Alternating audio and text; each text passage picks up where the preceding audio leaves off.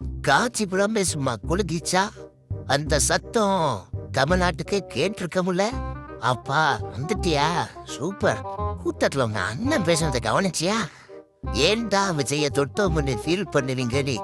டைரக்டா சவால் விட்டாருல, அந்த கட்டத்துக்கு தான் மாசே. அதைத்தான் நானும் கேட்கணும்னு இருந்தேன். யாரு விஜய தொட்டா? போலீஸ் எதுவும் அரெஸ்ட் பண்ணாங்களா? இல்ல, அது சரியானவளு அண்ணா ஆரம்பிச்ச கட்சிய கைப்பற்றணும்னு சொல்றாரே. முதல்ல உன்னை நல்லா தெரிஞ்சுக்கோங்க. நீயும் உங்க அண்ணனும் சிஎம் ஆகணும்னு சொல்லி அண்ணா கட்சி ஆரம்பிக்கல. அப்புறம் கட்சி ஆரம்பிச்சப்ப தேர்தல் நிப்போன்னு கூட அண்ணாவுக்கு தெரியாது. அதெல்லாம் பின்னாடி நடந்தது. அதெல்லாம் இல்ல, எங்க அண்ணன் போய் சொல்ல மாட்டாரு. எப்படி வெள்ளையாருக்க போய் சொல்ல மாட்டாங்க சொல்லிட்டா? நீங்க ஏதோ பேசி சுத்தி விடுறீங்க.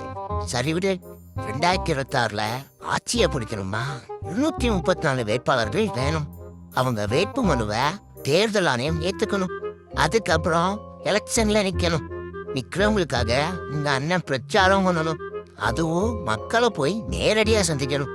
ஒவ்வொரு தொகுதிக்கும் ஒரு காலேஜை பிடிச்சி மக்களை வர வச்சு பிரச்சாரம் பண்ற ஐடியால தான் இருக்கீங்களா? அதெல்லாம் வர வேண்டிய நேரத்துல எங்க அண்ணன் கரெக்டா வருவாரு. எப்படி கரூர் ட்ரெண்டுக்கு பிறகு 41 நாள் இருந்தாரு, அப்படியா? Emotional damage